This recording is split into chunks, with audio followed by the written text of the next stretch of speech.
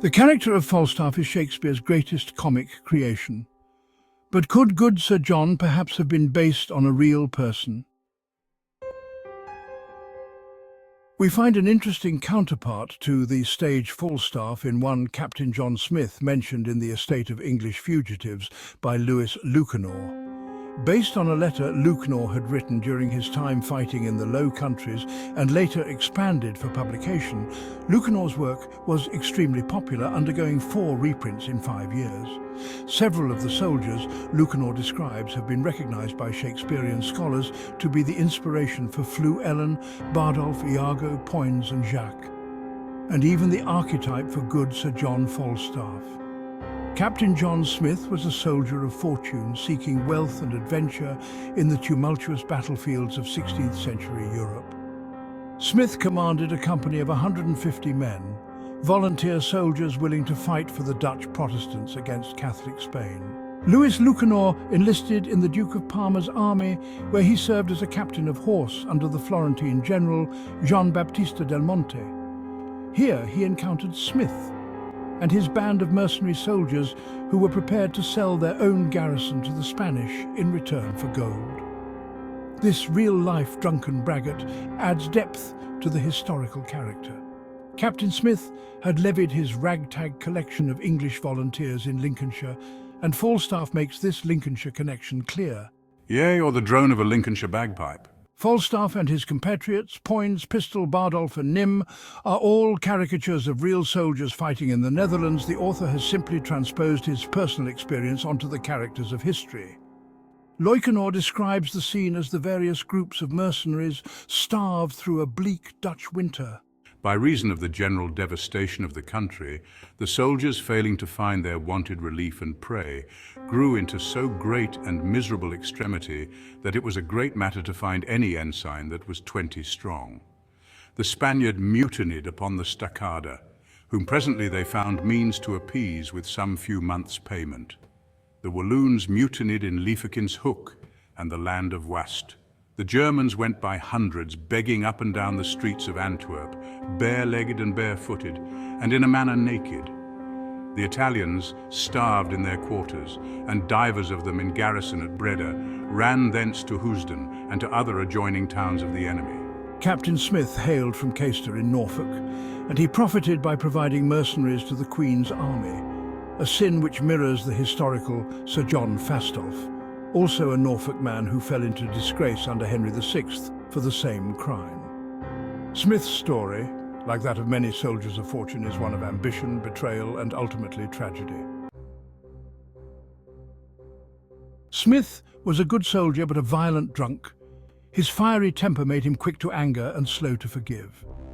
When the Spanish failed to pay him and his men, he took matters into his own hands.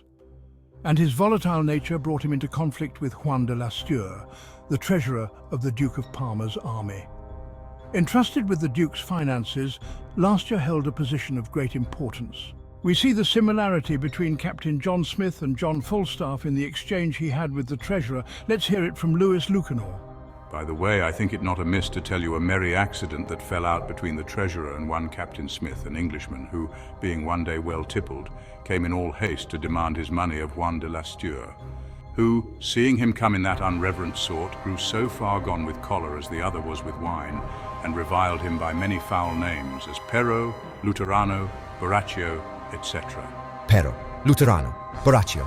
The conflict escalated, fueled by Smith's pride and Lasture's disdain. Words turned to threats, and soon the two men were locked in a bitter feud. Smith had not a word of Spanish nor any other language but a little Dutch, wherein he requited the treasurer in as snarling terms as he could, calling him Honskont, Shellum and Turk, wherewith the treasurer came in a great rage and would have thrust him down the stairs.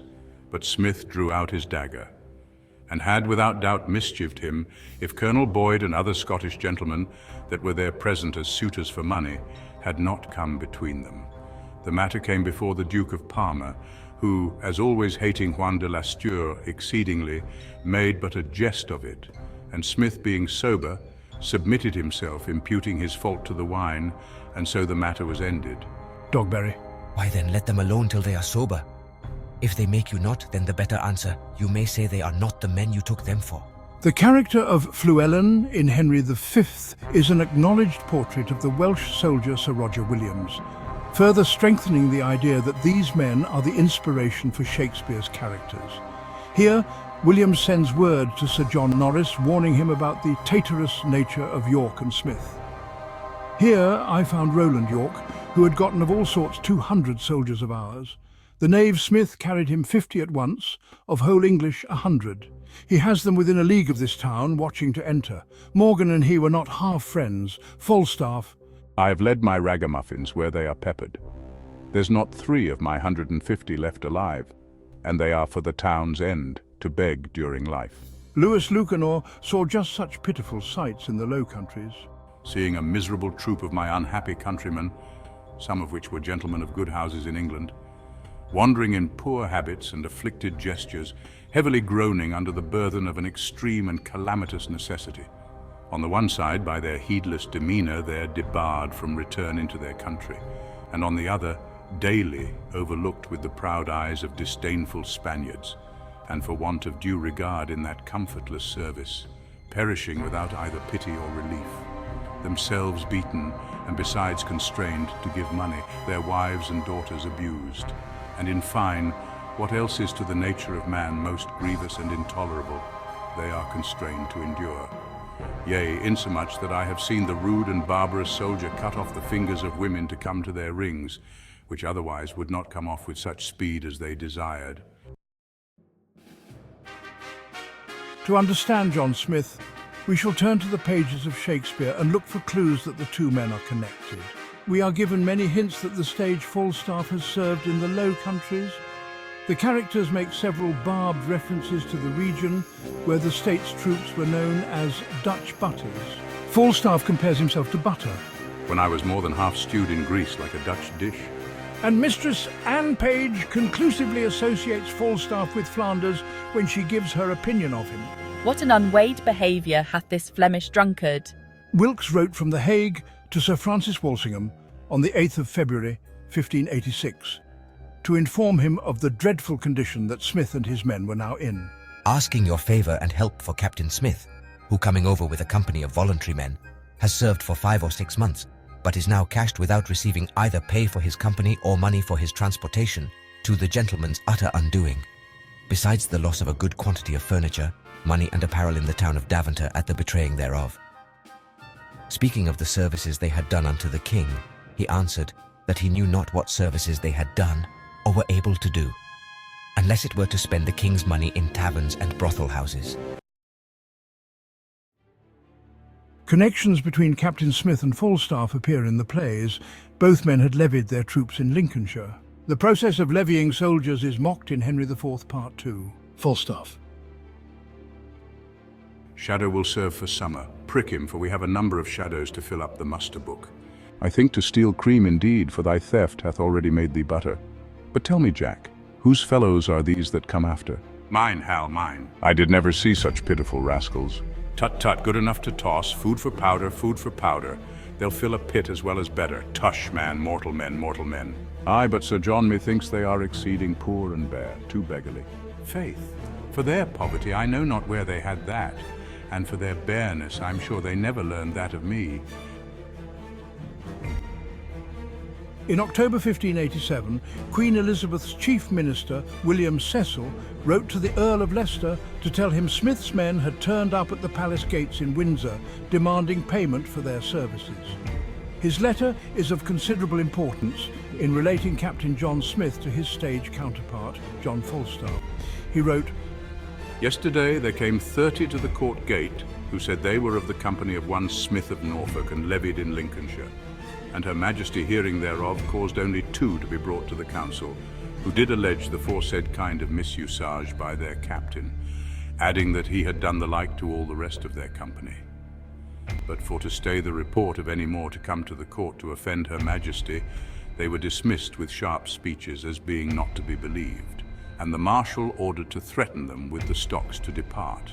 Yet for pity of their manifest poverty, the council made a purse with some money, and caused the sub-almoner, as of his own pity, to give to every of them a portion to conduct them to their countries. This was the accident that moved Her Majesty to command that my Lord of Leicester should be thereof acquainted, and to cause some report to be made, not only of this Captain Smith's behaviour. These 30 above mentioned said that they could not make complaint to the Lord Lieutenant because at their captain's discharging and misusing of them in Zealand, His Excellency was at Utrecht. The like is generally made by the greatest part of the poor wretches. The story of Captain John Smith was yet to reach its final act. Lucanor describes his tragic end. Smith held yet somewhat longer out, though drinking as deeply in the cup of misery, or rather deeplier than any of the rest, for he fell through sickness and poverty into such extremity of wants, that of a captain he was fain to become a victualler, and to buy butter and cheese, and by making sale thereof again to help and relieve his poor estate. Withal he fell into so strange and extreme a dropsy, that I scarcely believe the like was ever heard of. Neither truly do I speak this to amplify the matter, for all those that have seen him beyond sea will approve my speeches. Either of his legs was swollen to that bigness of a man's middle. His face only was bare of flesh and miserable, and his eyes sunk into his head in such sort that I never remember to have beheld a more pitiful spectacle, in which misery, after he had languished well near a year and a half, he died finally, in extreme calamity, as it is told me since at Gaunt, in the year 1588. Falstaff. If I be not ashamed of my soldiers, I am a soused gurnet. I've misused the king's press damnably. I've got, in exchange of 150 soldiers, 300 and odd pounds. I press me none but good householders, yeomen's sons. Inquire me out contracted bachelors, such as had been asked twice on the bands. Such a commodity of warm slaves, as had as leave here the devil as a drum, such as fear the report of a caliver, worse than a struck fowl or a hurt wild duck. I pressed me none but such toasts and butter, with hearts in their bellies no bigger than pins' heads, and they have bought out their services. And now my whole charge consists of ancients, corporals, lieutenants, gentlemen of companies, slaves as ragged as Lazarus in the painted cloth, where the glutton's dogs licked his sores, and such as indeed were never soldiers, but discarded unjust serving men, younger sons to younger brothers, revolted tapsters and ostlers trade fallen, the cankers of a calm world and a long peace, 10 times more dishonourable ragged than an old-faced ancient. And such have I to fill up the rooms of them that have bought out their services, that you would think that I had 150 tattered prodigals lately come from swine-keeping, from eating draff and husks. A mad fellow met me on the way and told me I had unloaded all the gibbets and pressed the dead bodies. No eye hath seen such scarecrows. I'll not march through Coventry with them, that's flat. Nay, and the villains march wide betwixt the legs as if they had gyves on, for indeed I had the most of them out of prison. There's but a shirt and a half in all my company, and the half shirt is 2 napkins tacked together and thrown over the shoulders like an herald's coat without sleeves, and the shirt, to say the truth, stolen from my host at St. Albans or the red-nosed innkeeper of Daventry. But that's all one. They'll find linen enough on every hedge. Louis Lucanor describes the pitiful state of the people of the Low Countries, continually battered by war. There is no calamity in the world of which these miserable people hath not tasted. Their country being as a stage, upon which for the space of this 20 years there hath been nothing acted but bloody tragedies. Their noble men and rulers, in whose virtue and courage consisted their chiefest refuge in times past, when they were wronged and tyrannized, have been murdered, strangled, poisoned and slain by the bloody ministers of their cruel king. Having discovered a convincing real-life counterpart to Falstaff in Lucanor's writings, it would not be surprising to find other cast members identified in the estate of English fugitives by Louis Lucanor. For further information on Louis Lucanor as the author of Shakespeare's plays, please watch the next video. William Corbett's book, The Master of the Ceremonies, is available from Amazon.